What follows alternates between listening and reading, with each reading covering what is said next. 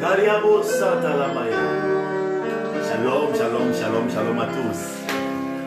Vraiment, vraiment, là nous sommes maintenant de retour encore une fois. C'était juste des caprices de la technique. Maintenant ça va. Shalom à tous. De partout où vous nous suivez, nous vous saluons dans le Seigneur. Dans le pays, en dehors du pays, nous vous saluons sérieusement. Nous, c'est le ministère international Maison de Grâce. Soyez et restez scotchés car la pensée qui sera donnée aujourd'hui sera une bénédiction pour toi. Va au bas de l'écran déjà. Partage, partage, partage, partage, partage. Partage. On vous laisse le temps de partager juste 2 minutes.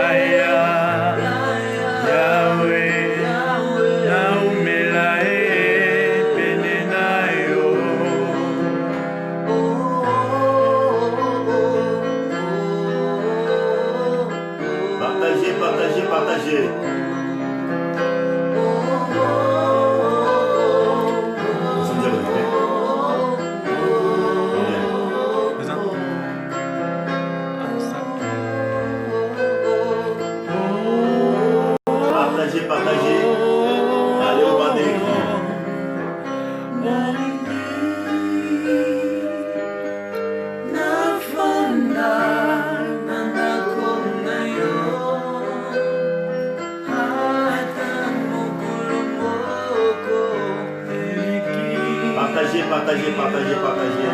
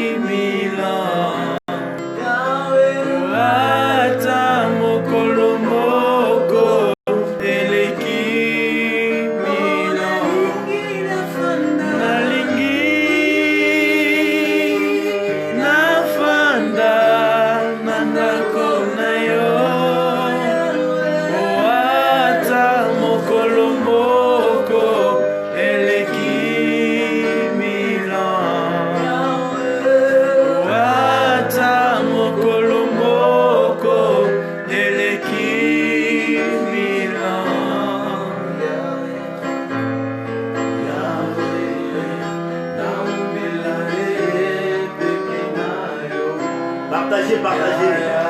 Allez au bas de l'écran. Partagez les liens massivement. Partagez les liens.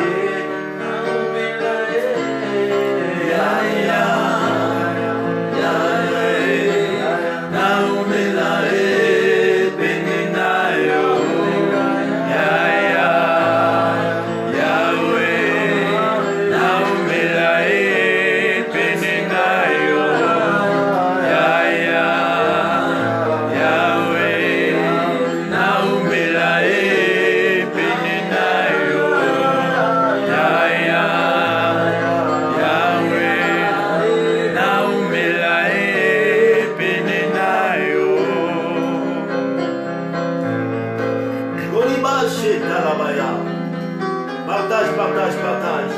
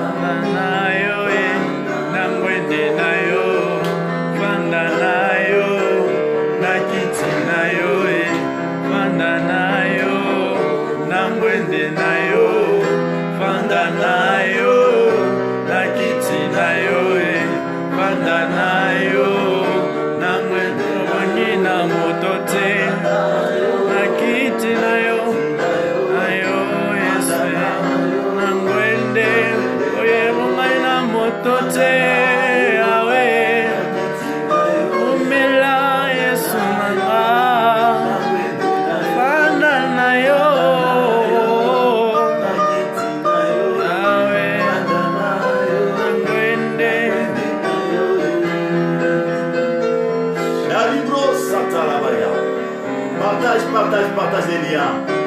Partage les liens. Je décrète et déclare ce matin qu'une fraîche onction te touche, te localise et partout où tu es. Reçois maintenant la touche de Dieu. Si tu es malade, reçois la guérison. Si tu as un problème, reçois une solution. Si tu es en train de passer des moments difficiles, que Dieu te visite maintenant au nom de Jésus-Christ. Je prie, je décrète et déclare maintenant une fraîche guérison. Là où tu es, si tu sens vraiment que tu es malade, tu es attaqué par n'importe quelle maladie, reçois ta guérison. Au nom de Jésus-Christ de Nazareth, la Bible déclare, voici le miracle qui accompagneront ceux qui auront cru en son nom. Ils chasseront les démons, ils parleront en nouvelle langue, ils saisiront les serpents. Même s'ils boivent quelques breuvages mortels, cela ne leur fera point de mal. Ils imposeront le main sur les malades et ceux-ci seront guéris. Je pose mes mains à distance de là où, de partout où tu nous suis. Si tu es malade, reçois ta guérison au nom de Jésus-Christ de Nazareth. Sois guéri de toute forme de maladie, sois guéri de cancer, sois guéri de sida, sois guéri de la paralysie, sois guéri de stress, sois guéri de la dépression. Je parle maintenant à tous ces corps maladies dans ton corps, libérés au nom de Jésus-Christ de Nazareth. Je viens ainsi de prier en recommandant ces moments en commun et j'ai dit Amen. Amen. Alléluia, alléluia, alléluia. Voilà, j'ai fait un petit rappel rapidement. Reste dans cette atmosphère. Il n'y a que lui seul qui reste sur son trône. Personne ne prendra sa place. Personne n'a tracé le chemin de bateau sur la mer. Personne n'a frayé le chemin des oiseaux dans les airs. Il n'y a que lui qui a frayé ce chemin. Il n'y a que lui qui continue à faire de miracles extraordinaires. Il n'y a que Dieu. Et Rabashanda. Pour ceux qui viennent de se connecter maintenant ce dimanche, nous continuons sur la sagesse. Je crois le dimanche antérieur, on avait parlé encore sur la sagesse. Le dimanche passé, on a parlé sur la sagesse. C'était la deuxième partie. Aujourd'hui, c'est la troisième partie. Nous parlons sur la sagesse associée au don. Si tu l'as dit, avance, apôtre. Avance.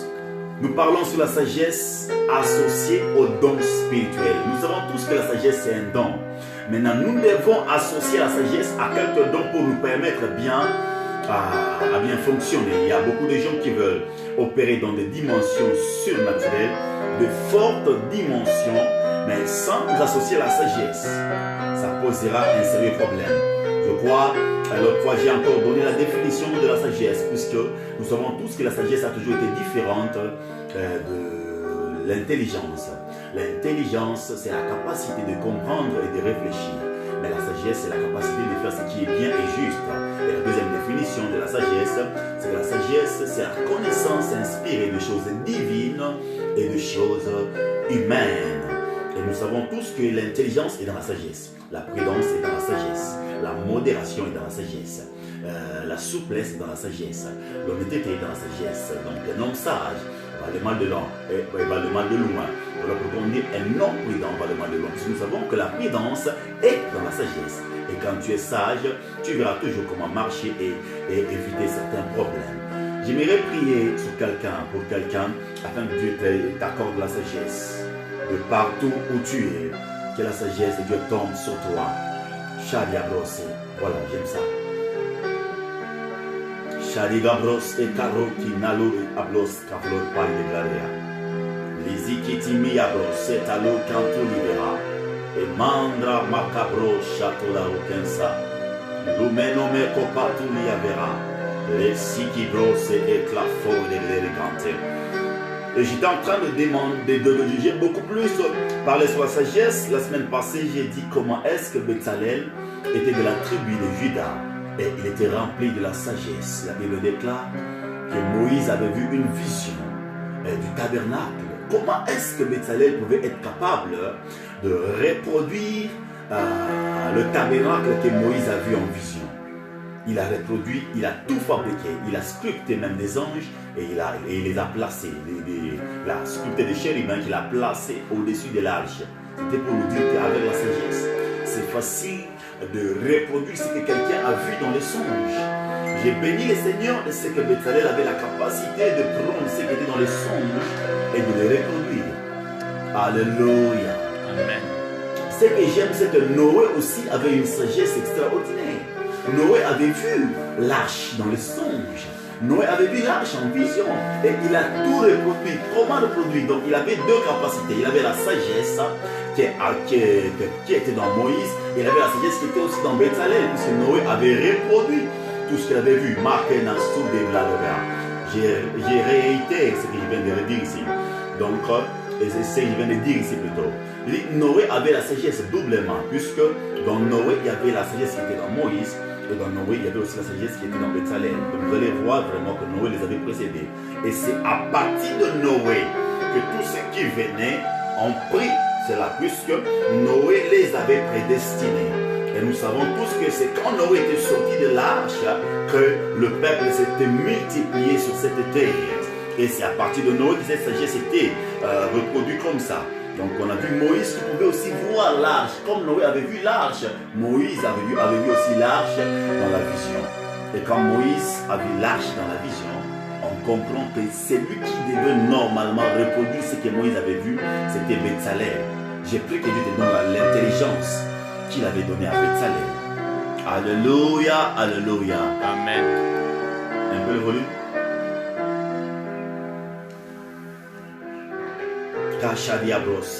Et j'ai dit, il faut beaucoup plus aimer la sagesse, car lorsqu'on aime la sagesse réjouit le cœur du Père. Lorsque tu es sage, tu te rendras compte que la sagesse réjouira le cœur du Père. La sagesse nous assure l'avenir. Et la sagesse plutôt nous épargne aussi de l'assemblée de mort. J'ai aussi dit ça.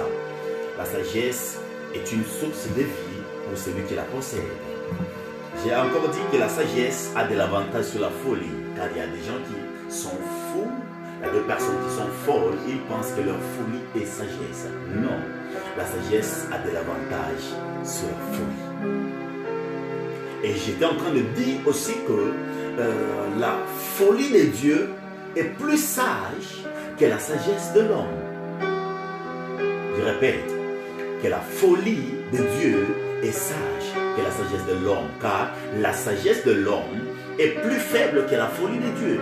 Et qu'est-ce qu'on appelle la folie de Dieu? Je t'ai dit que la folie de Dieu, c'est la foi en lui. De foi, Dieu peut te dire, prends ta salive, mélange avec de la terre et applique sous les yeux de l'aveugle, et l'aveugle verra. Ça, c'est une folie. Mais c'est ce qui marche avec Dieu. Donc la folie de Dieu est plus sage que la sagesse. Et je voulais aussi toucher un point, parce qu'il y a beaucoup de gens qui disent vraiment que coronavirus, il y a même quelqu'un, il y a une maman qui m'a posé une question, qui est à Londres. Elle m'a posé une question, papa, qu'est-ce que Dieu dit vraiment de coronavirus? Est-ce que coronavirus est venu de Dieu ou est venu de... J'ai dit, maman, coronavirus n'est pas venu de Dieu. Je répète, pour ceux qui me suivent, partagez. Vous devez comprendre quelque chose. Coronavirus n'est pas venu de Dieu. Je répète, coronavirus n'est pas venu de Dieu. Je m'explique maintenant. Nous sommes en train de lire la Bible. Dieu voit, comme c'est écrit dans le proverbe, Dieu voit une fourmi noire sur une pierre noire dans la mer. J'ai dit ceci. Dieu voit une fourmi noire sur une pierre noire dans la mer. Comment est-ce que Dieu peut donner une maladie et cette maladie s'est guérie par la chloroquine? Comment est-ce que Dieu peut donner une maladie et cette maladie s'est guérie par des médicaments que l'homme fabrique? Quand Dieu donne une maladie, la maladie là se guérira toujours par une repentance. Raisonnez très bien. Vous tous qui nous suivez, hommes de Dieu, ne mentez pas les gens. Quand Dieu donne une maladie, cette maladie ne peut pas se guérir par de la chloroquine. Quand Dieu donne une maladie, la maladie doit se guérir par la repentance. Est-ce que vous avez vu la Chine se repentir? La Chine ne s'est pas repentie. Mais cette maladie a disparu. Écoutez, ne confondez pas les histoires. Lisez bien la Bible. Cette maladie n'est pas venue de Dieu. Ce sont les scientifiques, des familles qui contrôlent cette terre. Il y a des familles qui sont au-dessus de beaucoup de présidents. Vous qui m'entendez, vous qui me suivez en dehors de notre continent, l'Afrique. Il y a des familles qui contrôlent ce monde.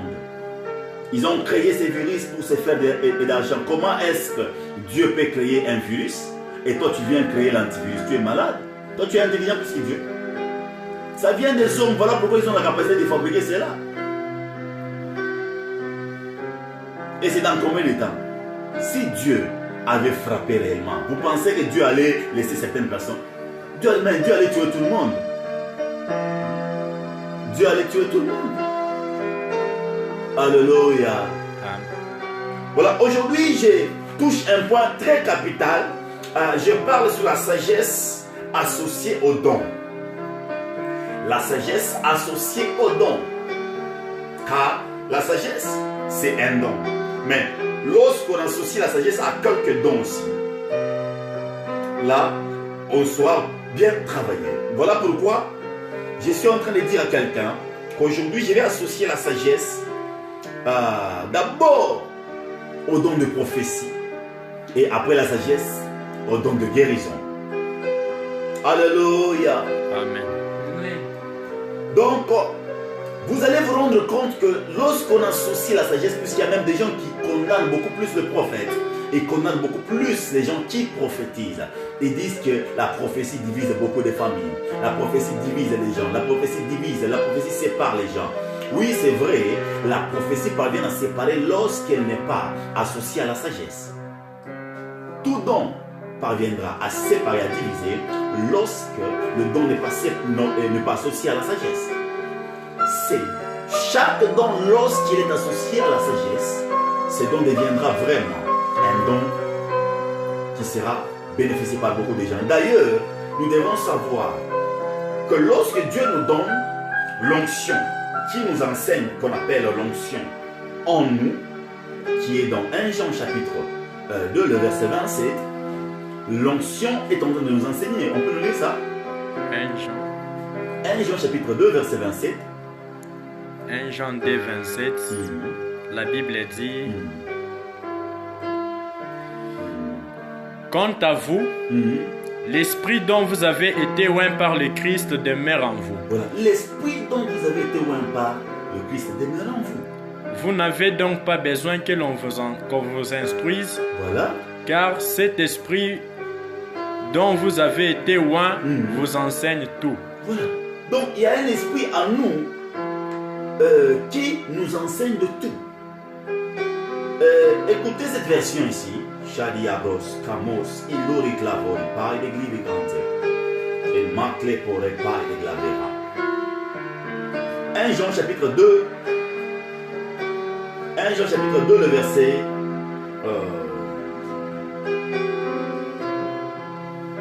27. Hein? La Bible dit, pour vous, l'onction que vous avez reçue de lui demeure en vous. Et vous n'avez pas besoin qu'on vous enseigne. Mais comme son onction vous enseigne toutes choses, et qu'elle est véritable, et qu'elle n'est point un mensonge, demeurez en lui selon les enseignements qu'elle vous a donnés.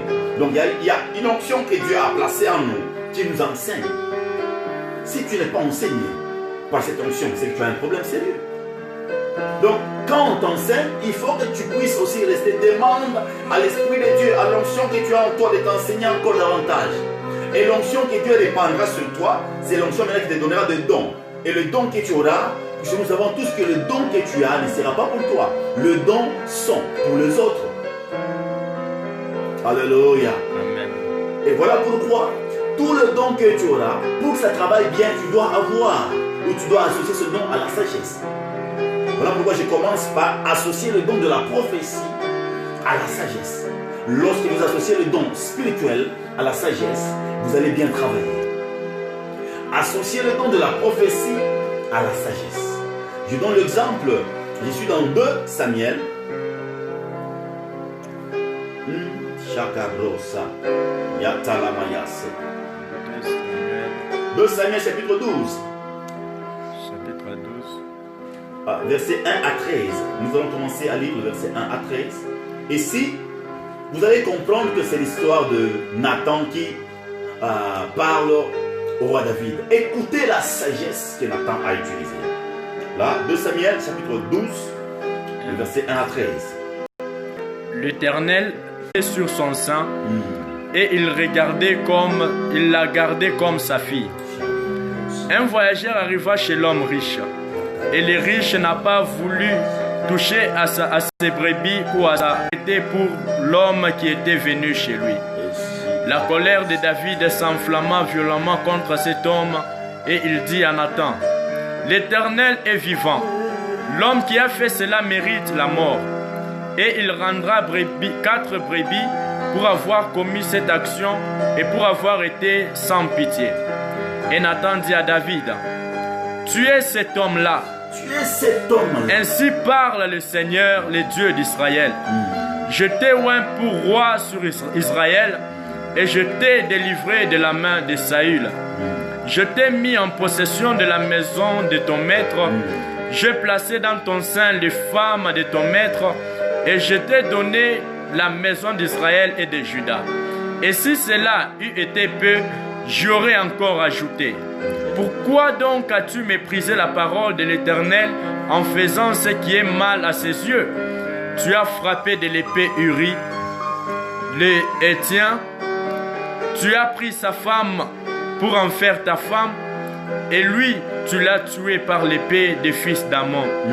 Maintenant, l'épée ne s'éloignera jamais de ta maison, parce que tu m'as méprisé, et parce que tu as pris la femme d'Uri, les Héthiens, pour en faire ta femme. Ainsi parle l'Éternel. Voici, je veux faire sortir de ta maison les malheurs contre toi, et je veux prendre sous tes yeux tes propres femmes pour les donner à un autre qui couchera avec elles et à la vue de ce soleil. Car tu as agi en secret et moi je ferai cela en présence de tout Israël et à la face du soleil. 13.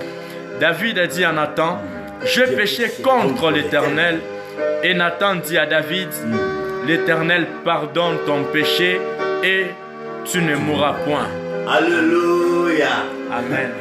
Ici on comprend comment est-ce que le prophète Nathan, lorsque vous descendez, lorsque vous prenez même 1 Samuel chapitre 27, vous allez vous rendre compte qu'on l'appelle le voyant de David. Il était le voyant de David. Il était celui qui pouvait écouter, entendre Dieu pour David. Il était un prophète du cour royal. Il était un prophète qui était proche des autorités. Il était un prophète qui pouvait atteindre les autorités. J'aimerais ouvrir une parenthèse. Vous qui avez cette grâce d'aller facilement voir les autorités et que vous avez le don de la prophétie, le ministère prophétique, la grâce prophétique, cherchez beaucoup plus de la sagesse. Il y a des gens qui font du n'importe quoi. Tu as cette opportunité d'aller voir le roi. Tu as cette opportunité d'aller voir le président, le gouverneur, le maire de la ville. L'athée, chercher la sagesse. La sagesse est très importante. Lorsque tu associes à ta grâce prophétique, à ton don prophétique, la sagesse, tu seras facilement apprécié. Et ça fera que ton don devient une grâce pour beaucoup de gens. Le voyant de David qui répondait au nom du prophète Nathan, la Bible est en train de nous dire qu'il a vu une vision.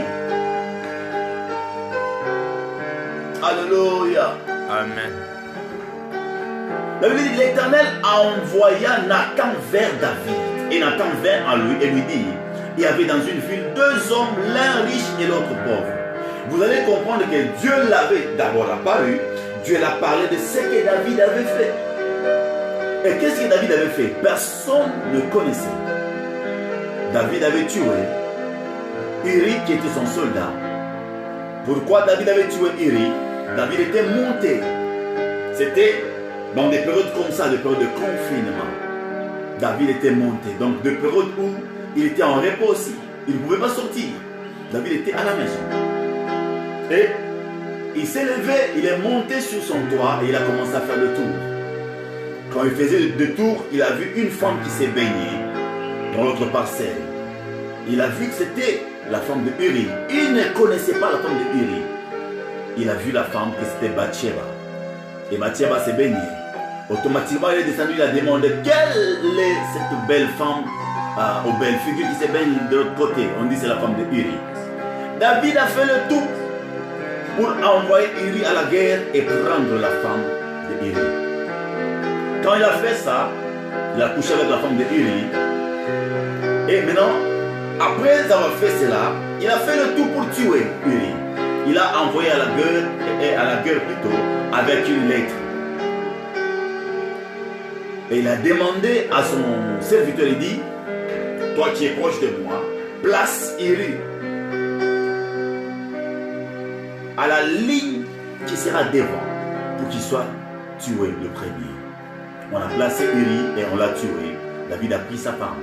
Et personne ne connaissait pas cela, à part son serviteur. Mais comme Dieu reste Dieu, Dieu a révélé cela à son serviteur, le prophète Nathan. Le prophète Nathan est venu le voir. Le prophète Nathan l'a dit, tu dois faire attention. Maintenant, Nathan, au lieu de l'attaquer directement que tu as tué Uri pour prendre sa femme, mais Nathan commence à utiliser une sagesse. Mabiabros et Kando. Il a utilisé une sagesse. Oh, je veux que tu partages massivement. Il y a des commentaires. Juste les frères Ben qui dit avance apôtre. Voilà, que Dieu te bénisse, frère Ben. Partage. Au lieu que le prophète Nathan lui dise directement que David, roi David, tu as pris la femme de Uri. Le roi Nathan commence par dire, qu'est-ce qu'il a dit? Il dit ceci, il y avait dans une ville deux hommes, l'un riche et l'autre pauvre. Quelle dimension de sagesse! Au lieu qu'il lui parle directement, il utilise une sagesse pour le faire croire et pour le faire comprendre le message. Et il dit, le riche avait des brebis et des bœufs en très grand nombre. Le pauvre n'avait rien du tout, qu'une petite brebis. Donc, le riche avait beaucoup, mais le pauvre avait qu'une brebis. Et puis il dit qu'il avait acheté, il la nourrissait, et elle grandissait chez lui avec ses enfants, et elle mangeait de son pain, buvait dans sa coupe, dormait sur son sein, et il regardait comme sa fille. Donc, cet homme qui était pauvre avait déjà payé une brebis, et cette brebis pouvait profiter de tout ce que mangeait dans sa coupe. Cette brebis était considérée comme sa fille. Quelle dimension de sagesse! Et puis il continue, il dit, un voyageur arriva chez l'homme riche, et le riche n'a pas voulu toucher à ses brebis. Lui qui avait beaucoup de brebis n'avait pas voulu toucher. Et pourquoi est-ce qu'on dit un voyageur arriva? Pourquoi est-ce qu'il a utilisé un voyageur arriva chez David? Un voyageur arriva chez les riches. Vous allez comprendre qu'il a dit un démon arriva chez David. Donc un démon peut arriver pour essayer de toucher ton esprit. On dit un voyageur arriva chez l'homme riche, et le riche n'a pas voulu toucher à ses brebis ou à ses bœufs pour préparer un repas au voyageur qui était venu chez lui. Il a pris les brebis du pauvre et l'a apprêté pour l'homme qui était venu chez lui. La colère de David s'enflamma violemment contre cet homme et dit à Nathan, l'Éternel est vivant. L'homme qui a fait cela mérite la mort. David prend la décision. Comment est-ce que cet homme riche qui a beaucoup de brebis et de bœufs peut aller prendre seulement la seule brebis que l'autre avait payée au marché? Mais moi en tant que roi, je vais tuer cet homme qui a fait ça. Et le prophète Nathan, lui qui était sage, maintenant qui dit au roi David, il dit, tu es cet homme-là, ô roi David, règne éternellement. tu es cet homme-là. Deux fois, quand tu parles à quelqu'un, quand tu t'adresses à une personne qui est hypocrite, la personne, sachant ce qu'elle a fait, elle cherchera à troubler un peu ta vision pour te faire croire à autre chose. Mais lorsque la prophétie touche les cœurs de la personne, accompagnée de la sagesse, la prophétie transforme le pardon, ou la prophétie sera beaucoup accompagnée de la repentance. Tu as reçu l'occasion d'aller parler au roi, d'aller parler au chef d'État, d'aller parler au gouverneur. Est-ce que tu as utilisé de la sagesse? Use de la sagesse et tu changeras la personne. Il y a des gens qui entendent tellement que les hommes de Dieu qui sont à côté de lui puissent lui dire la vérité. Il y a des autorités qui entendent que les hommes de Dieu qui sont proches de lui puissent lui dire la vérité. La vérité que tu diras à cet homme de Dieu que toi tu fréquentes, tu finiras par gagner beaucoup plus d'âmes qui sont derrière lui. Et ils entendent tellement à ce que l'autre soit changé pour qu'il change aussi. Est-ce que tu sais que lorsque tu parviens à changer le gouverneur, c'est facile à changer le vice-gouverneur? Le prophète, les hommes de Dieu, le pasteur, vous qui priez, vous qui atteignez le grande autorité de ce pays, le grande autorité d'autres pays, s'il vous plaît, cherchez beaucoup plus de la sagesse pour les atteindre facilement et partagez la pensée de Dieu. Et Nathan, après avoir dit que c'était une personne qui était riche, qui avait beaucoup pris de brebis et de bœufs et qui avait reçu un visiteur chez lui, il est allé prendre la brebis, une brebis de l'autre qui avait seulement une brebis. Écoutez, ça c'est quelle mauvaise foi. Et quand David voulait se fâcher, il dit non, il faut arrêter cet homme. Et Nathan dit, oh roi, la personne qui a fait cela, c'est toi. Moi, comment ça?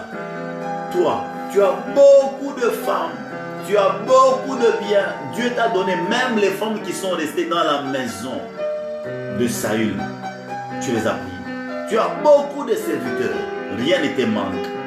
Dieu t'a fait sortir derrière le brebis et t'a placé dans le palais. Tu as beaucoup. Mais si aujourd'hui, tu te rends compte que tu es allé prendre la femme de Uri et tu as même tué Uri, sache que Dieu est déjà fâché.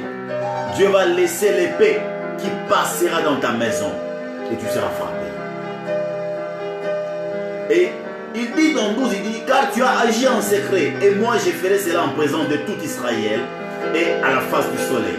Maintenant c'est le prophète qui dit, toi tu as fait ça en privé, mais Dieu dit, il va faire cela en public pour t'étaler, pour te mettre aux yeux de tout le monde.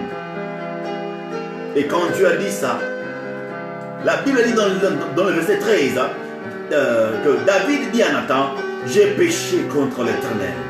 Et Nathan dit à David, l'Éternel pardonne ton péché, tu ne mourras point. Vous allez vous rendre compte que la prophétie accompagnée de la sagesse fait que la personne parvient à tomber à genoux et se repentir. Nathan a utilisé de la sagesse et le roi s'est repenti.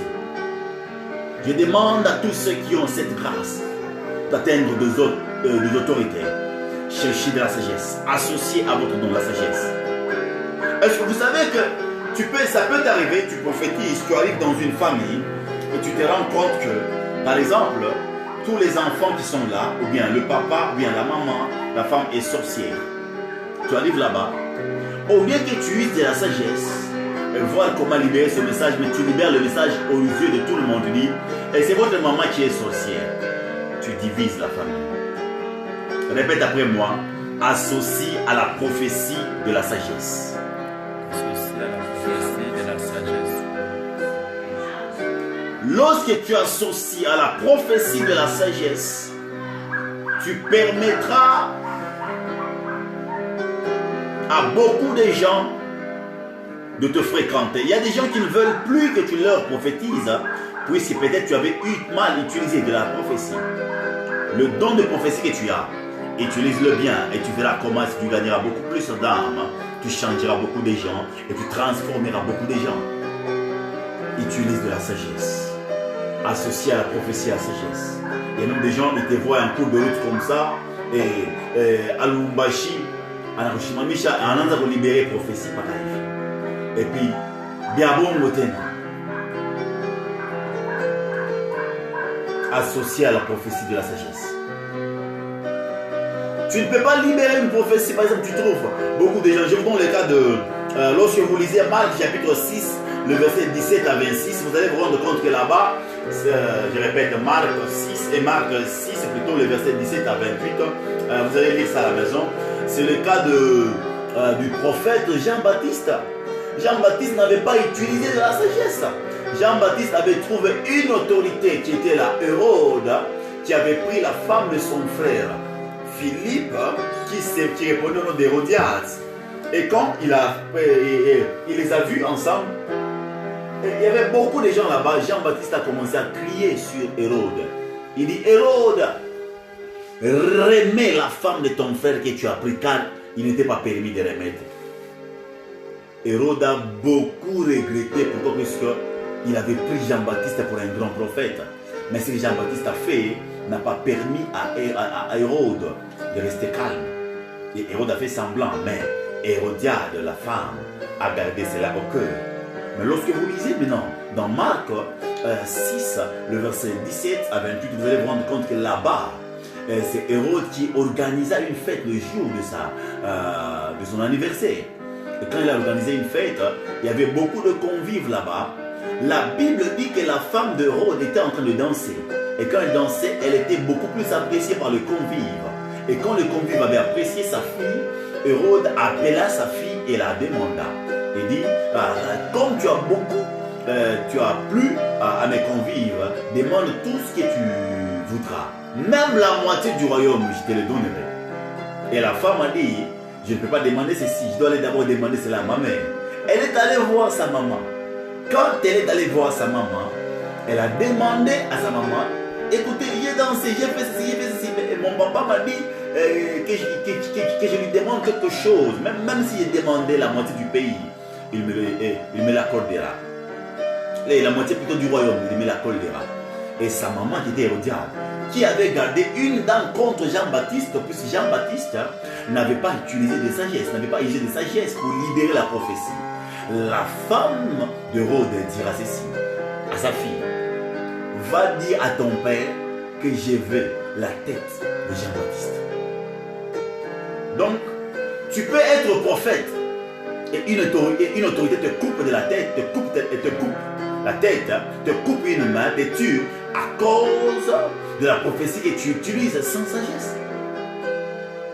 On comprend vraiment que toute prophétie, tout prophète sans sagesse, tout apôtre sans sagesse, tout pasteur sans sagesse parviendra à perdre sa tête.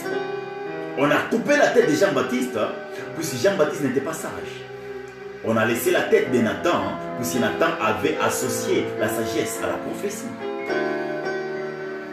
Il y a même des pasteurs, ils se rendent compte qu'ils commencent à dire aux gens peut-être dans ces quartiers il y a beaucoup de sorciers. Dans l'église il y a beaucoup de sorciers. Tu commences à prendre, à traiter toutes les vieilles de ton église de sorcières, disant que c'est eux qui bloquent la croissance numérique de ton église. Non. Toutes les vieilles de ton église ne sont pas des sorcières. Ils ne bloquent pas la croissance numérique de ton église. Peut-être c'est que si tu manques de la sagesse, tu chasses les gens de l'église. Tu divises les gens de l'église. Tu divises les familles dans l'église. Tu sépares deux couples. Voilà, c'est ce qui bloque la croissance de ton église.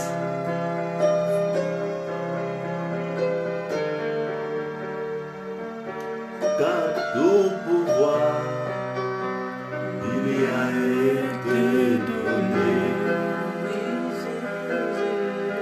Jésus, le prince glorieux,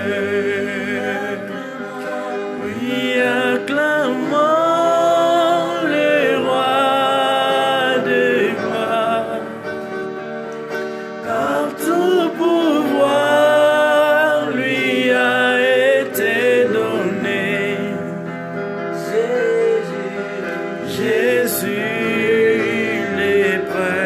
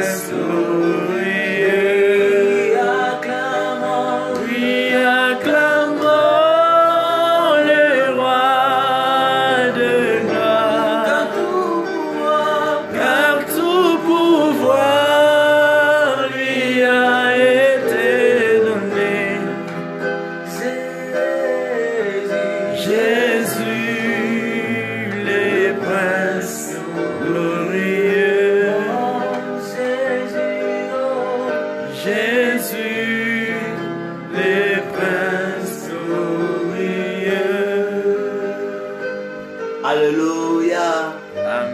Donc, associons la sagesse à la prophétie. Vous allez vous rendre compte que même Élisée avait associé la sagesse à la prophétie. Il a demandé à la femme, qu'est-ce qui te manque? Tu ne peux pas arriver de foi. Lorsque quelqu'un vient de au-devant de toi, ne prends pas de décision directement en disant Dieu m'a dit, mais si tu ne vois rien, ne dis pas. Je le répète, si tu ne vois rien, ne dis pas. Si tu vois quelque chose, libère. D'ailleurs, ce qui fait la fierté, la force d'un prophète, c'est quand il sait entendre et garder ce que Dieu lui dit. Tu libéreras ceci pendant après 3 mois. Si tu ne vois pas, ne parle pas. Il y a beaucoup de ceux qui me connaissent. Je suis un apôtre. Je travaille dans une dimension prophétique aussi. Si Dieu ne me dit pas, je ne parle pas. Associe la sagesse à la prophétie. Il y a des messages à ne pas libérer. Tu ne peux pas voir une vision, par exemple, sur ton pasteur et aller libérer au-devant de tout le monde pour détruire, par exemple, l'église. Puisque la Bible dit, je frapperai le berger et les brebis se disperseront. Il y a beaucoup de gens qui ont reçu la grâce prophétique. Ils ont divisé beaucoup de gens dans les églises. Aujourd'hui, la charge de l'église que tu avais détruite et sur toi, c'est une malédiction. Il y a certains messages que tu peux libérer. Cherche la sagesse. J'ai vu des gens détruire des familles. Il entre dans la famille, il dit des choses. J'ai vu même des hommes de Dieu qui disent des choses sur autre homme de Dieu. Puisqu'il voit seulement sa femme, la femme de l'homme de Dieu, la femme de l'autre homme de Dieu venir le rendre visite. Et maintenant, lui donne une prophétie pour briser le foyer. Il lui dit non, je vois ton mari à une femme à Likasi, à une femme à Kolwezi, à une femme à Lubumbashi. Vérifiez, c'est une fausse prophétie. Et lorsque la femme rentre à la maison, c'est un combat sérieux. Dégâts dans la maison. Pourquoi tu n'as pas utilisé de la sagesse? Tu ne peux pas dire, tu es dans une église, tu es le pasteur d'une église et puis tu dis à tous les enfants que tous ceux qui sont en dehors sont faux. Les pasteurs qui sont en dehors de cette église sont faux. Les autres prophètes sont de faux prophètes. C'est moi le seul qui est le vrai. Qui t'a dit que tu es le vrai? Utilise de la sagesse. Ce n'est pas en gardant les gens dans ton église que tu diras aux gens qui sont dans ton église que tous ceux qui sont en dehors sont faux. Utilise de la sagesse. Ne cherchez pas à minimiser les autres pour être bien vu. Associe la sagesse. Associe la sagesse à la prophétie. Ne libère pas une prophétie pour gagner une fille. Ne dis pas que non, Dieu m'a dit que tu es ma femme. Qui t'a dit qu'on gagne une femme par prophétie? D'ailleurs, derrière une prophétie, il y a toujours un projet de Dieu. L'exception ne manque jamais. Dieu peut libérer une prophétie comme ça pour mettre 2 personnes ensemble, mais c'est rare. Pourquoi? Il faut que l'homme quitte son père et sa mère et s'attache à sa femme. Et Dieu dira vraiment, là maintenant vous pouvez être ensemble. Si Dieu ne choisit jamais pour quelqu'un maintenant, c'est rare que Dieu choisisse. L'exception, je dis l'exception ne manque jamais. Ne cherchez pas à gagner une personne. Ne cherche pas à gagner les cœurs d'une personne par prophétie. Ne dis pas que non, Dieu m'a dit que tu es ma femme. Non. Laisse que la personne, elle, t'aime. Car, si tu utilises une fausseté, tu te rendras compte qu'après un temps, le mensonge a toujours été court. Comme on dit en Swahili, bongo, bunegalaka paka bofupi. Tu as l'opportunité d'aller voir les hommes de Dieu. Tu peux aller parler aux autorités. Tu peux parler au président. Tu peux parler au gouverneur. Utilise de la sagesse. Associe la sagesse à la prophétie. Tu seras un prophète puissant. Tu seras un prophète respectueux. Tu seras un prophète qui gagnera beaucoup plus d'âmes. S'il y a des gens qui fouillent par exemple ton église, c'est parce qu'ils voient vraiment que dans ta prophétie, il n'y a que des divisions. Libère de prophétie associe la sagesse à cela et tu gagneras beaucoup plus d'âmes. Nathan a utilisé de la sagesse et il est resté prophète du roi. Si aujourd'hui on change, on t'a chassé à côté de quelqu'un qui t'a donné quelque chose, tu étais à côté d'une autorité, il ne veut plus de toi puisqu'il a remarqué que tu n'es pas sage. Tout ce que tu parles avec l'autorité, il trouve ça la cité. Tu n'es pas sage. Tout ce que tu parles avec tel papa, il trouve ça la cité. Tu n'es pas sage. Il y a des choses à dire et des choses à ne pas dire. Sois sage. La sagesse associée à la prophétie, ça sera une grande dimension de la prophétie. J'ai vu des gens qui associent la sagesse à la prophétie. Et chat, palabro, c'est la forme de glader. Dieu m'ouvre les yeux, je viens de voir une vision. Et cette vision concerne la RDC. Mebrash, Atoli Brasse, Yande, Laroukan, c'est la feuille de blanc. Cette vision concerne la RDC. Dieu me dit ceci. Je parle à tous les hommes de Dieu. Il y a quelque chose qui se prépare après ce confinement. Il y a un très grand réveil qui se prépare après ce confinement. Il y a un réveil puissant qui se prépare dans ce pays après ce confinement. Dieu me dit de libérer cette prophétie. Vous allez vous rendre compte que avant que ce réveil arrive, Dieu est en train d'envoyer les gens qui marchent dans l'esprit d'Élie, dans la puissance d'Élie. Mais Dieu me dit, Jériba libère ce message sans cacher quelque chose. Il dit de la même manière que je libère l'esprit d'Élie et la puissance d'Élie pour le réveil, le diable vient de libérer aussi l'esprit de Jézabel dans l'église pour perdre beaucoup de prophètes, pour perdre beaucoup de pasteurs, pour perdre beaucoup d'apôtres, pour perdre beaucoup de docteurs, pour perdre beaucoup d'évangélistes. Il y a un esprit qui s'est déjà levé dans l'église et il entre dans beaucoup d'hommes de Dieu pour qu'ils s'empoisonnent. Et dans ces temps-ci, ces temps de complications, il y a beaucoup de gens qui vont abandonner Dieu. Pourquoi? Puisqu'ils vont chercher à vendre leur grâce moyennant de la farine, moyennant de l'argent. Et beaucoup vont perdre de leur valeur. Car après le confinement, il y a peu de gens qui marcheront dans un réveil puissant. Mais certains hommes de Dieu vont perdre leur valeur. Dans ces temps-ci, garde Dieu. Et Dieu me dit, libère ce message pour que beaucoup de gens entendent ceci. Et après ces lives, je vais encore donner ces messages seulement dans une petite vidéo. Je vais libérer cela pour que tout le monde entende. Ainsi m'a parlé le Seigneur. Deuxième don que nous allons ajouter ou que nous allons associer à la foi, c'est le don de guérison.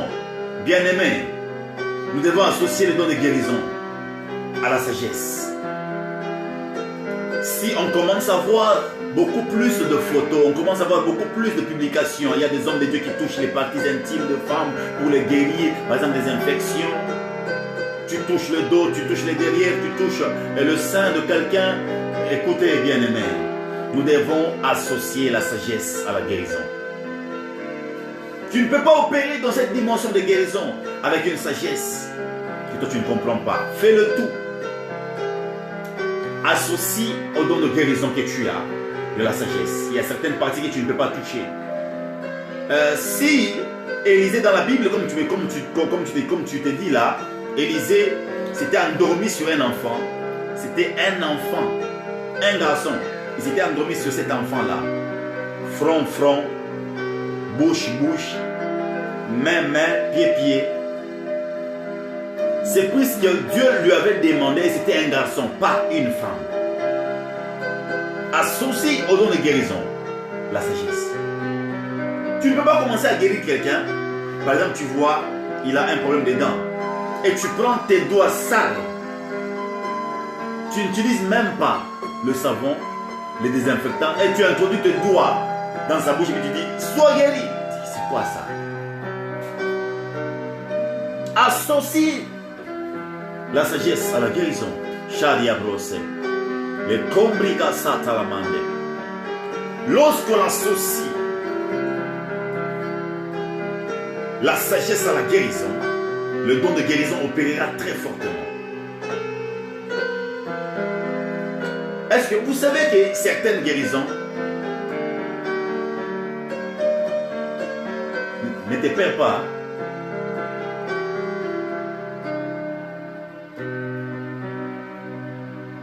Lorsque tu associes la guérison à la sagesse, ou la sagesse à la guérison, tu vas bien opérer.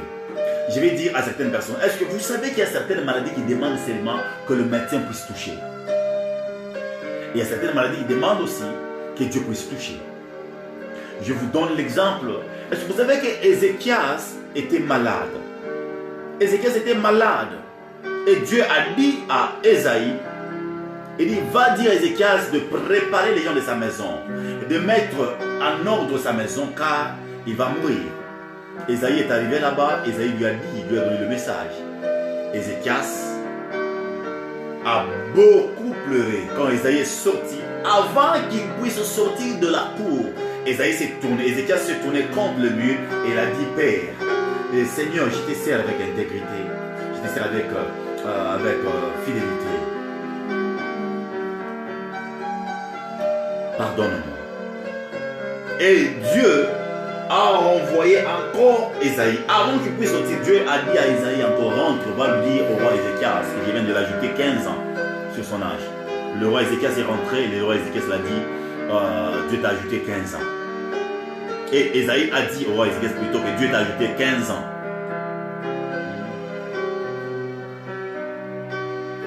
Quand Dieu l'a ajouté 15 ans, il s'est rendu compte que le 15 ans qu'on lui avait ajouté, Dieu a encore demandé au prophète Ésaïe d'appliquer sur ses plaies le feuille d'hysope. Donc il y a la partie médicinale. Il fallait qu'on applique le feuille d'hysope. Donc on a appliqué le feuille d'hysope pour le guérir.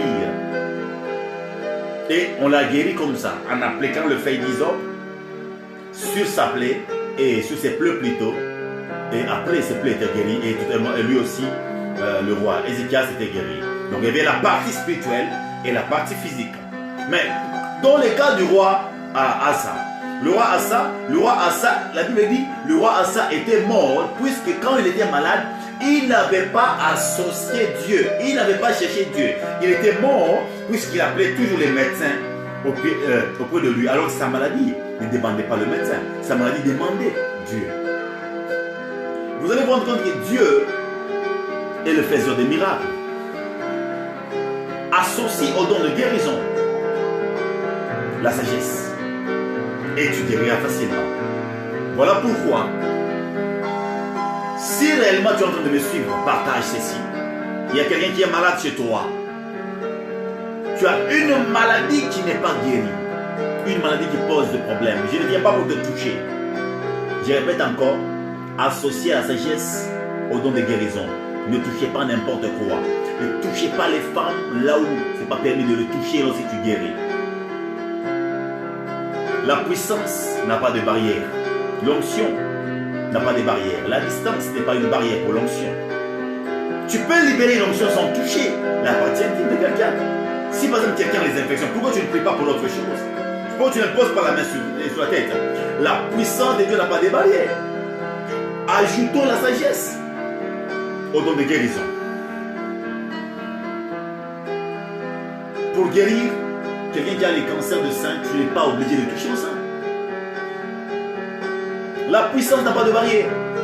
Vous qui êtes loin, vous qui êtes malade, vous qui avez le cancer, vous qui avez le sida, vous qui êtes paralysé, j'aimerais libérer une onction ce matin. C'est une onction fraîche. Je n'ai pas besoin que tu sentes l'onction sur toi pour être guéri. Je sais que Dieu m'utilise comme ça. Et par la grâce que Dieu m'a faite, j'ai prié pour tous ceux qui sont malades. Père, je libère une onction maintenant. Ceux qui sont en train de me suivre en Océanie, en Afrique, aux États-Unis, en Europe, en Asie, je libère une onction chalia brossée de guérison. Laisse que maintenant, que le cancer soit guéri, que la paralysie lâche, que le problème des pieds que tu as soit décanté maintenant, au nom de Jésus-Christ. Que le mot des ventres, le mot d'estomac, toute maladie soit libérée au nom de Jésus, soit guérie. Be healed, be healed, be healed in Jesus' name. I prophesy upon everybody who is sick, receive your healing in Jesus' name. Receive your healing in Jesus' name. Receive your healing in Jesus' name. I heal you in Jesus' name. Si tu ne marchais pas, lève-toi et commence à marcher. Toi qui me suis, peut-être à partir des États-Unis, à partir de Londres, tu me suis en direct, tu es malade. Reçois ta guérison, tu es atteint de Covid. C'est possible que le Covid te lâche maintenant. Je parle maintenant à ton souffle de revenir dans ton corps. À ton souffle de revenir dans ton corps. Au nom de Jésus-Christ de Nazareth. J'ai prié pour ceux qui ont le sida, pour ceux qui ont le cancer de sein, de poumon et d'intestin, cancer de cœur. Recevez la guérison au nom de Jésus-Christ. J'ai prié pour les problèmes de pied. J'ai prié pour tous ceux qui sont malades. Recevez des guérisons. Nous voulons voir maintenant que des gonflements disparaissent. Que des pieds, si tu avais des pieds, un pied était long que l'autre pied. Maintenant, je parle au pied, que le pied qui était court, de commencer à se rallonger. Maintenant, rallonge-toi. Allonge-toi. Au nom de Jésus-Christ, si tu avais une main courte et l'autre main était longue, je parle à la main courte de s'allonger. Allonge-toi. Allonge-toi. Allonge-toi. Pousse. Que la main pousse au nom de Jésus-Christ. Je commande aux kystes de disparaître. Amen. Je commande aux fibromes de libérer vos corps. Je commande à toute forme de maladie de libérer vos corps. Au nom de Jésus-Christ de Nazareth. J'entends des témoignages. Et la semaine prochaine, you will testify. The next week, you will testify. Amen. God bless you. Que Dieu vous bénisse.